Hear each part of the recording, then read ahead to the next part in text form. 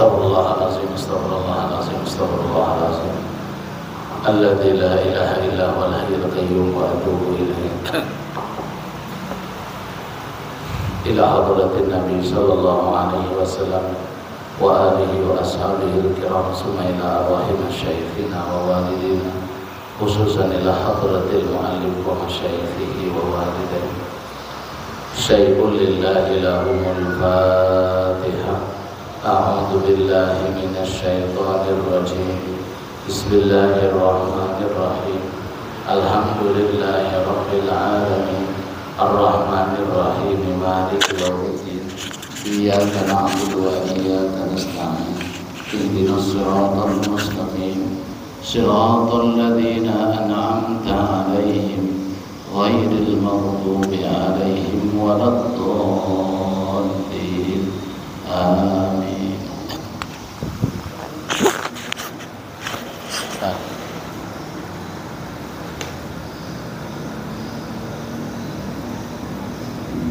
Yang pertama ya.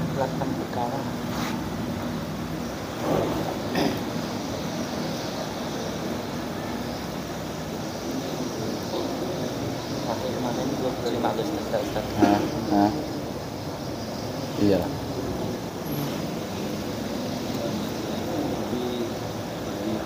Pertama.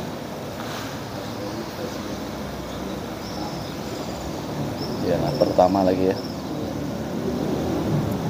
Mana nih kitabnya?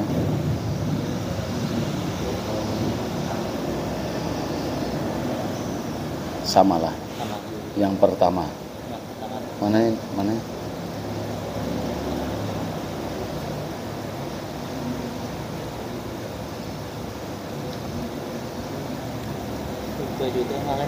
Di sini kan sama.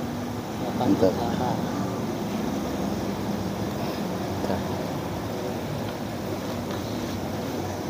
Di sinilah dicari. Sekitar di sinilah nih sama lah.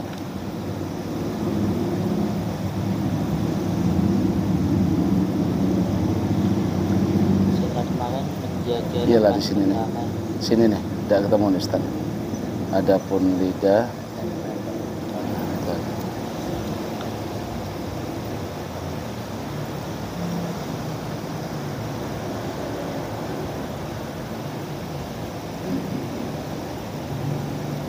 Nih sini.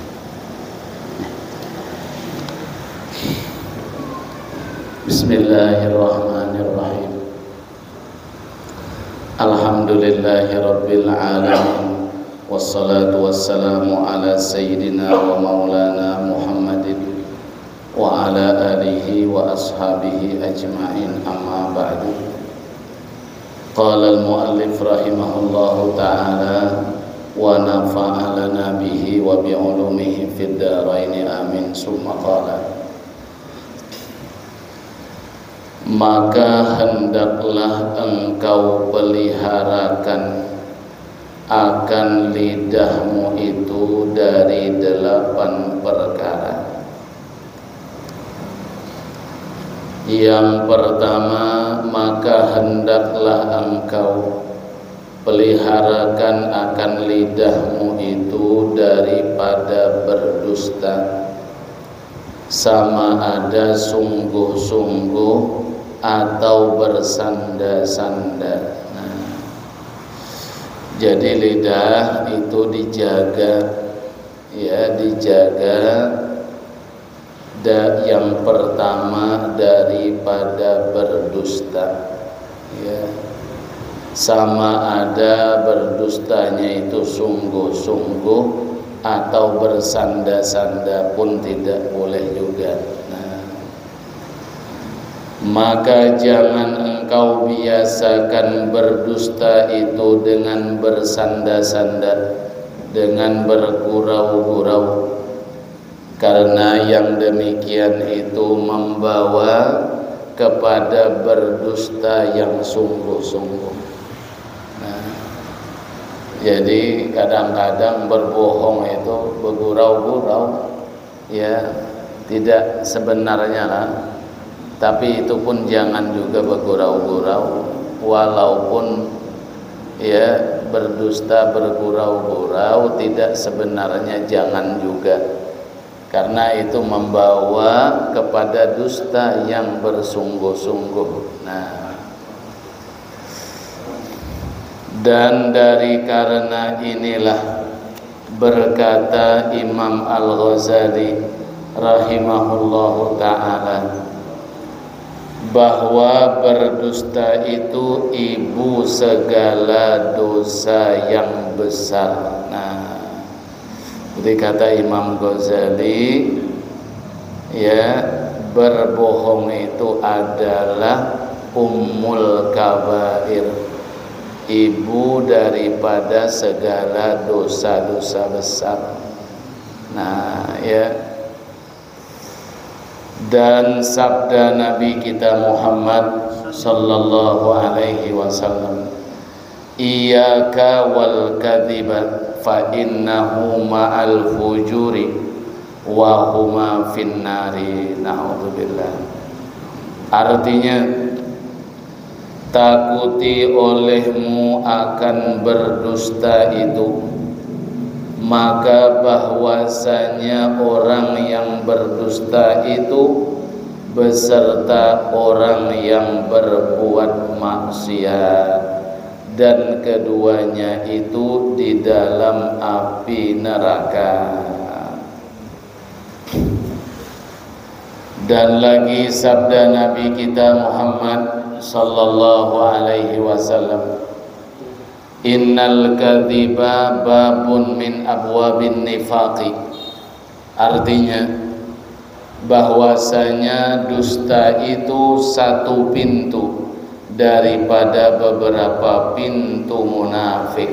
Nah, jadi berbohong, berdusta itu satu pintu daripada beberapa pintu orang munafik. Ya. Syahdan, terkadang dusta itu jadi wajib. Nah, ya, dusta itu hukumnya asalnya itu haram, ya, berbohong itu tidak boleh. Tapi bisa saja nanti berdusta itu hukumnya wajib, ya. Dan terkadang dusta itu jadi mubah, yakni harus. Dan misal yang wajib, contoh berdusta yang wajib itu seperti ia berdusta sebab hendak melepaskan orang yang hendak dibunuh oleh orang dengan zalim, atau hendak melepaskan harta pertaruhan orang kepadanya daripada orang zalim. Nah, jadi terkadang dusta itu bisa jadi wajib. Nah, ya, contohnya macam mana? Melepaskan orang yang mau dibunuh. Orang ini tidak dibunuh dengan zalim, berbohong kita. Ya, ada tak orangnya di sini? Kita katakan tidak ada.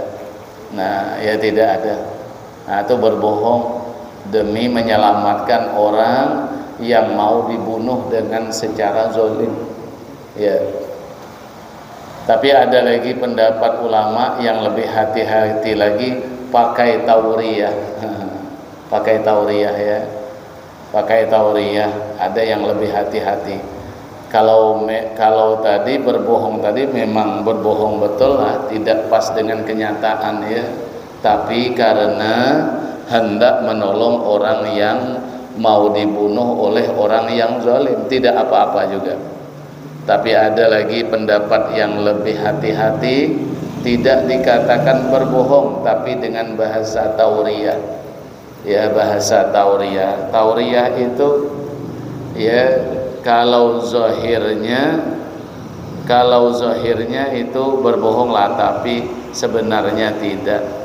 Nah, seperti orang nanya dengan kita, ada orang bersembunyi di rumah kita. Nah, lalu orang bertanya, ada tak dia di sini? Iya. Ada tak di sini? Kita sedang di luar. Nah, Nah, lalu kita jawab tidak ada di sini. Ya, di sini yang tidak ada, di dapur ada, itu namanya tauriyah, itu namanya. Tidak berbohong, itu tauriyah namanya. Kalau memang tidak mau juga berbohong, pakai tauriyah. Tapi berbohong juga tidak apa-apa juga. Ya, tidak apa-apa juga. Ya. Atau mau melepaskan harta pertaruhan orang kepadanya daripada orang yang zalim. Ya, orang menaruh harta dengan kita, mau diambil orang, mau dirampok orang.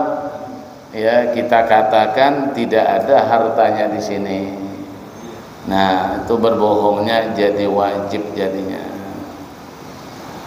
Atau hendak memeliharakan harta orang muslim. Nah, memeliharakan harta orang muslim atau istri orang muslim daripada hendak dizalim oleh orang. Ya, nah, berbohong kita ada apa-apa. Yang mau mengambil itu orang zalim. Nah, orang zalim. Padahal tiada lepas dan tiada terpelihara akan segala yang demikian itu, melainkan dengan dusta, maka yaitu wajib berdusta. Tidak bakal bisa lepas tuh kecuali kita berbohong. Kalau kita jujur, ketahuannya habis orang dibunuhnya, harta orang diambilnya secara zalim. Jalan untuk melepaskan itu tidak ada kecuali dengan berdusta. Nah, maka tatkala itu berdusta hukumnya bukan mubah lagi tapi wajib. Kalau kita jujur malah itu dosa jadinya. Ya, malah berdosa. Jelas ini orang zalim. Ya. Maka misal yang harus, contoh yang harus berdusta itu seperti berdusta sebab hendak mendamaikan orang yang berkelahi dan orang yang berbentah-bentah. Nah, atau mendamaikan antara dua istri dan barang sebagainya.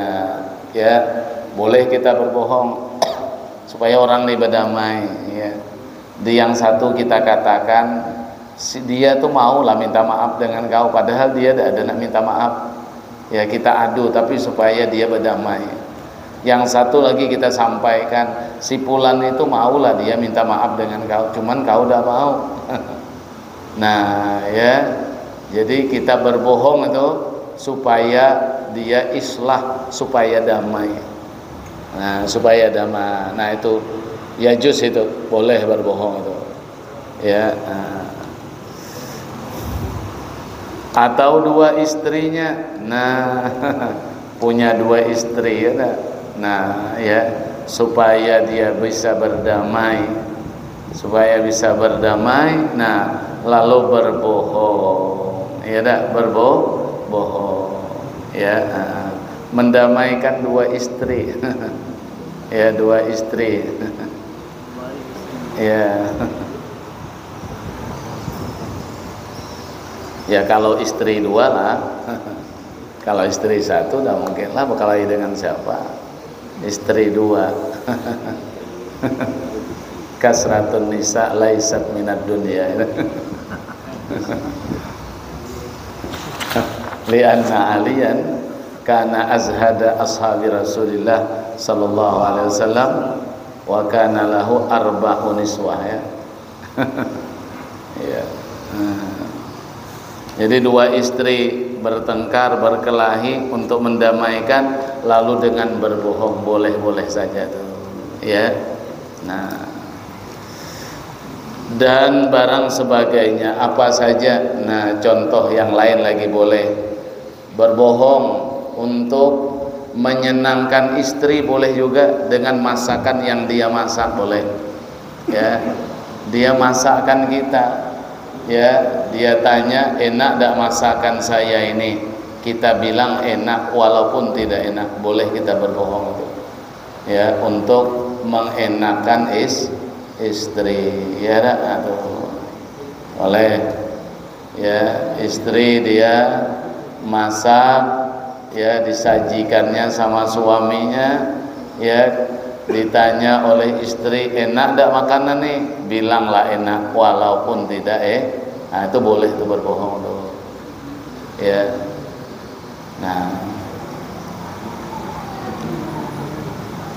maka jika tiada dapat yang demikian itu melainkan dengan berdusta, maka yaitu harus berdusta. Dan kata Al-Imam Al-Ghazali rahimahullahu ta'ala di dalam kitabnya Ihya Ulumuddin, wa kullu maqsudin mahmudin yumkinu tawassulu ilaihi bisidqi wal kadhibi jami'an fal kadhibu fihi haramun. Nah, wa in amkanat tawassulu bil kadhibi duna sidqi fal kadhibu fihi mubahun.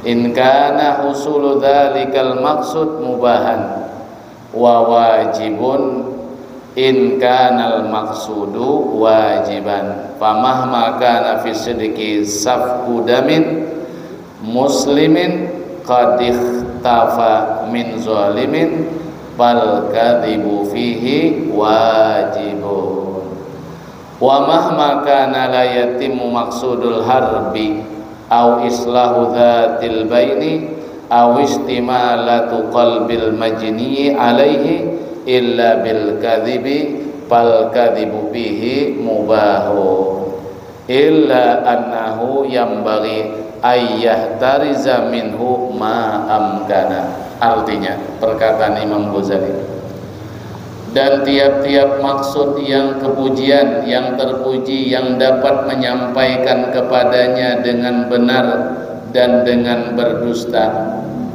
ya bersamaan, maka berdusta di dalamnya itu hukumnya haram. Jadi setiap yang dituju, yang terpuji, yang dapat menyampaikan kepadanya dengan benar dan berdusta. Dengan benar bisa dapat, dengan berbohong bisa dapat. Nah itu kalau berbohong hukumnya haram hukumnya. Ya, kalau yang kayak orang kena zolim tadi bakal dibunuh, tidak ada jalan lain lah gitu. Jalan lain tidak ada, kalau kita jujur dibunuhnya. Nah tapi kalau masih ada jalan lain, bisa selamat dengan jujur, nah bisa selamat dengan berbohong pun bisa selamat juga, maka berbohong haram hukumnya kecuali tidak ada jalan lagi. Dan jikalau dapat menyampaikan kepada maksud itu dengan berdusta, tiada dapat dengan benar. Kalau yang dituju itu baru bisa dapat harus berdusta, tiada dapat dengan benar, maka berdusta itu mubah hukumnya. Ya, jika maksud itu mubah juga, yang dituju pun juga mubah juga. Tidak ada jalan lain tuh. Ya, kalau berbohong tidak dapat. Ya, tapi yang dituju juga mubah, jadinya mubah harus berarti. Dan wajib berdusta jika ada maksud itu wajib. Nah, kalau yang dimaksud itu wajib, maka wajib pula ia berdusta. Ya, dan wajib berdusta jika ada maksud itu wajib, yang dituju itu wajib. Ya, wajib kita menyelamatkan orang kan. Ya, nah, tidak ada jalan lain kecuali berdusta, maka wajib pula hukumnya berdusta. Ya, kita wajib menyelamatkan orang, ya, orang yang tenggelam itu kan wajib diselamatkan. Harta orang akan dizolimi, orang bakal dibunuh, sebisa kita nolongnya. Nah ya, wajib hukumnya. Nah maka bisa selamat tuh dengan berbohong. Nah maka jadinya wajib berbohong. Maka misal yang demikian itu manakala ada di dalam benar itu menumpahkan darah orang muslim yang bersembunyi daripada orang zalim, maka berdusta di dalamnya itu wajib. Dan manakala tiada sempurna maksud berperang sabil atau berperang dengan orang buat itu pemberontak, ya. Nah, atau mendamaikan akan orang yang berkelahi, atau hendak mencenderungkan akan hati orang yang dilukai akan dia, melainkan dengan berdusta, maka berdusta dalam yang demikian itu harus hukumnya. Sama ialah tuh tadi. Kalau kita jujur nanti luka hati istri itu, dibilang tidak enak masakannya, ya. Nah, jadi harus berdusta itu. Tetapi bahwasanya sayugianya dipeliharakan diri berdusta itu barang sedapatnya. Namun tetap kita berhati-hati, kita jaga lisan kita, janganlah berdusta sedapat-dapatnya. Kalau tadi jelas ya, dengan jujur, dengan berdusta bisa dapat. Nah, itu jangan berdusta, ya, jangan berdusta. Yang kedua, engkau peliharakan akan lidahmu daripada menyalahi janji. Nah, ini lidah bisa berjanji. Nah, jangan sampai berjanji menyalahi akan janji. Maka hendaklah engkau sempurnakan tiap-tiap sesuatu yang engkau janjikan itu. Dan jangan engkau menyalahi akan janjimu itu, melainkan dengan sebab lemah atau sebab darurat. Ya, kalau kamu tidak bisa menunaikannya karena tidak bisa atau karena darurat, nah tidak apa-apa. Jadi kalau bisa kamu melaksanakan, laksanakanlah. Ya, tepatilah janji itu. Nah, jangan lidah tuh suka berjanji tapi menyalahi akan janji itu, jangan. Ya dah. Nah, karena sabda Nabi kita Muhammad sallallahu alaihi wasallam, salasun man kunna fihi fahuwa munafiqun wa in shoma wa shalla, man idza haddatsa kadzaba wa idza wa'ada akhlafa wa idza tumina khana. Artinya, 3 perkara barang siapa ada salah suatu yang demikian itu di dalamnya, 3 perkara itu siapa yang melakukan, maka yaitu munafik orang itu, ya. Na'udzubillah. Jadi 3 perkara kata Nabi, kalau siapa melakukan yang 3 perkara itu munafik. Dan jika ia puasa dan sembahyang sekalipun, walaupun puasa orangnya, walaupun sembahyang orangnya, kalau melakukan yang 3 perkara itu munafik orang itu. Yang pertama, seorang apabila berkata-kata maka ia berdusta. Tentu dusta yang haram tadi, ya. Kalau dia berkata berdusta, itu munafik tuh, ya. Yang kedua, seorang apabila berjanji maka menyalahi ia akan janjinya. Yang ketiga, seorang yang apabila dipercayai oleh orang maka khianat ia akan itu amanah tadi. Dia dikasih amanah tapi khianat. Nah, orang mempercayai dia, dikhianatinya.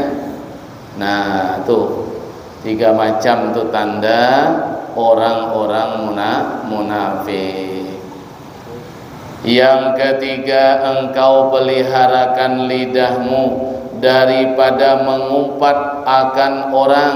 Nah, ini lidah ini. Jangan ngumpat orang. Ini ngumpat ini termasuk, ya, dosa yang paling mudah dilakukan. Ya, menggibah orang, ya.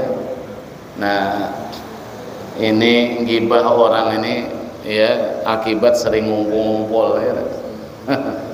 Sering ngumpul-ngumpul, ya. Tahu-tahu orang disebuti Ya, ghibah itu definisinya zikruka akhokal muslim bima yakrahuhu.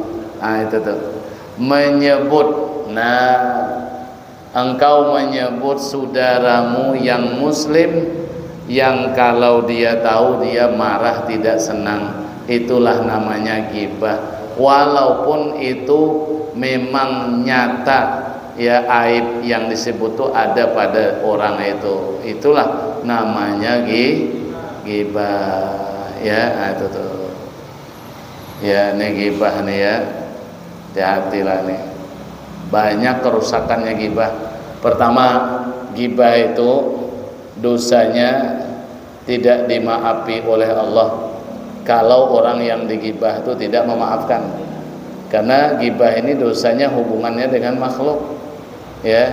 Maka Nabi kata, iyyakum wal ghibah fa innal ghibata asyaddu minaz zina. Ya, takuti, kata Nabi, ghibah, karena ghibah itu adalah bersangatan daripada zina. Zina itu padahal dosa besar ya. Zina itu dosa besar, ghibah itu dosa kecil. Nah, tapi Nabi katakan ghibah itu bersangatan daripada zina. Kenapa? Karena ghibah itu hubungannya dengan makhluk, kalau zina itu hubungannya dengan Allah. Nah, jadi sahabat nanya kepada Rasulullah, qila lahu kaifa, dikatakan kepada Nabi, bagaimana ya Rasulullah?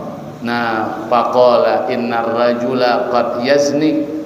Nah, sesungguhnya seseorang yang terkadang ia terjerumus dalam perbuatan zina. Nah, wa yatubu, kemudian dia bertaubat ya, fayatubullahu alaih, maka Allah menerima taubatnya. Wa inna sahibal ghibah la yughfaru lahu hatta yaghfira lahu sahibuhu. Kalau orang menggibah orang lain, itu dosanya tidak diampuni Tuhan hingga orang yang digibahnya memaafkan. Ya, itu gibah orang ya, walaupun gibah itu kecil tapi tidak diampuni Tuhan. Zina besar tapi diampuni Tuhan. Makanya Nabi katakan bersangatan gibah daripada zina. Gibah itu shaghair, dia dosa kecil, kecuali dua gibah itu menjadi dosa besar. Kalau menggibah orang hafal Quran, menggibah orang alim ya. Kalau menggibah dua orang ini, maka gibah itu naik, dia menjadi dosa besar. Nah, itu sama juga gibah orang mati itu besar juga dosanya, karena tidak bisa minta maaf lagi, orangnya sudah mati ya. Nah, dijaga lidah kita daripada menggibah ini ya dah. Ini ngumpul-ngumpul lah ya dah. Gara-gara ngumpul-ngumpul, nah orang disebutin ya. Nah, jadi jaga lidah daripada mengupat orang lain, karena firman Allah Subhanahu wa taala, wala yaghtab ba'dukum ba'dha ayuhibbu ahadukum an ya'kula lahma akhihi maita fakarihtumu. Artinya, jangan mengupat setengah kamu akan setengah kamu yang lain. Jangan kamu menghibah sebagian kamu dengan sebagian yang lain. Adakah suka seseorang daripada kamu bahwa memakan daging saudaranya yang mati? Maka tentu benci kamu akan dia. Suka dah kita melihat orang makan daging saudaranya yang mati itu ya? Tentu tidak suka ya. Kemudian ghibah ini ya, kerusakan ghibah ini pula, kebaikan kita itu dikasih dengan orang yang kita ghibah ya. Kebaikan kita tuh dikasih dengan orang yang kena ghibah, kan rugi kita Ya, tuh gara-gara gibah orang. Ya, Imam Hasan Al-Basri ya radhiyallahu taala anhu, beliau itu pernah digibah orang. Imam Hasan Basri itu ulama tabi'in, ya, min akabirit tabi'in. Beliau pernah digibah orang. Lalu sikap beliau bagaimana? Nah, beliau menghadiahi kepada orang yang menggibah beliau ya 1 talam isinya kurma, ya, dihadiahi beliau ya. Nah, karena gibah beliau, lalu beliau berkata kepada yang menggibah itu, balagani annaka ahdaita ilayya hasanatik, sampai berita kepadaku, kata beliau, bahwa engkau telah berhadiah amal saleh kepadaku. Nah, kata beliau ya, fa ahbabtu an ukafiaka, aku mau balas nih kebaikanmu nih. Nah, terimalah kurma ini. Nah, itu ya. Itu Imam Hasan Basri itu. Jadi orang yang kena gibah itu sebenarnya beruntung tuh dapat amal kebaikan banyak. Jadi kalau kita mau dapat kebaikan, kalau kita jadi korban gibah itu, tidak usahlah balas-balas. Ya, terima kasih malahan ya. Ya, terima kasih. Ya. Nah, ada seorang ulama juga, Imam Hatim Al-Asam radhiyallahu taala an. Beliau itu pada satu malam ya tidak terbangun, beliau sembahyang tahajud, tidak bangun. Ya. Sekali ada orang yang ngintip beliau tuh, ya, mau menyebut-nyebut ke, nanti disebut-sebut dengan orang lain bahwa ini seorang tokoh besar tapi malam tidak bangun tahajud. Nah, ya, ketahuan beliau diintip orang. Lalu pagi-pagi orang ceritakan bahwasanya katanya orang alim tapi malam tidak bangun tahajud. Tengah bercerita lewat bininya, istrinya lewat, dengar nih lakinya dibilangi oleh orang, digibah orang. Balik istrinya tuh lapor dengan Imam Hatim Al-Asam. Nah, kata istrinya, sampean dibilang orang tidak tahajud malam tadi. Ya, kata istrinya, apa jawab Imam Hatim Al-Asam? Kanat salatuhum fi mizani yaumal qiyamah. Mereka malam tadi tahajud itu pahalanya nanti hari kiamat masuk di dalam timbangan amalku. Mereka capek cuma tahajud, pahalanya nanti aku yang dapatnya itu. Nah, itu ya kalau menggibah orang. Jadi ngajak orang berbuat baik boleh, tapi menggibah orang jangan. Itu tidak mau ngikut-ngikut kalau orang pengajian, ya, tidak mau tahu-tahu, takut nanti kalau pahala kita ngaji itu diambil oleh orang yang tidak ngaji itu. Ngajak boleh, tapi ngibah jangan. Yo, ajak orang ke masjid, tapi jangan digibah orang. Ya, jangan digibah orang. Takut pahala nanti habis. Ya, ya. Bahkan saya pernah ada ketemu dalam kitab ya ada begini ucapan ulama, al-ghibah faqihatul qurra. Gibah ini bisa jadi buah bibir oleh para ulama juga. Ya, padahal ilmu ada, kalau kurang-kurang ya orang-orang yang membaca kitab, tapi bisa ngubah orang, nyebut orang juga, naudzubillah. Ya, pokoknya siapapun menggibah orang tidak boleh. Siapa orangnya, ulama pun sekalipun tidak boleh gibah orang. Ya, nyebut aib orang. Nah, luar biasa. Makanya sahabat Abu Bakar Siddiq itu, beliau satu riwayat naruh batu di bibirnya tuh, di antara dua bibir taruh batu, ya, ditaruh batu. Sayyidina Abu Bakar itu ditanya sahabat, wahai khalifah, ngapa naruh batu di bibir tuh, antara dua bibir? Beliau kata, supaya saya tertegah daripada berbicara yang tidak ada manfaatnya. Sampai ganjalkan batu di mulutnya, supaya jangan berbicara pembicaraan yang tidak bermanfaat, apalagi yang haram. Ya, itu tuh payah mulut kita nih. Ya, mulut ini kata Nabi, al bala muwakkalun bil mantik. Bala itu diwakilkan Tuhan dengan ucapan.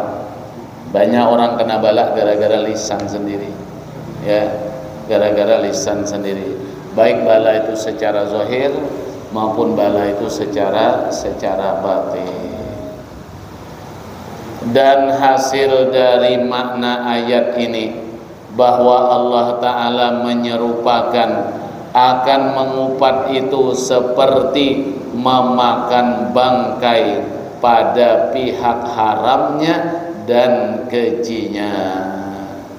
Jadi hasil dari makna ayat ini, Allah menyerupakan akan mengupat itu seperti memakan bangkai pada pihak haramnya. Bangkai itu kan haram kan, dan kejinya itu bangkai. Tentu kan tidak suka kita melihat itu. Dan sabda Nabi kita Muhammad sallallahu alaihi wasallam, iyyaka wal ghibata fa innaha ashaddu minaz zina fa innar rajula qad yazni wa yatubu fa yatubullahu alaihi wa inna sahibal ghibah la yughfaru lahu hatta yaghfira lahu sahibuha. Artinya, takuti olehmu akan mengupat itu, maka bahwasanya mengupat itu terlebih sangat jahat daripada berzina.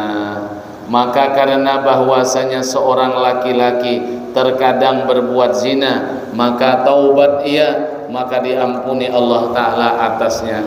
Dan orang yang mengupat itu tiada mengampuni Allah baginya, melainkan mengampuni baginya orang yang kena upat itu.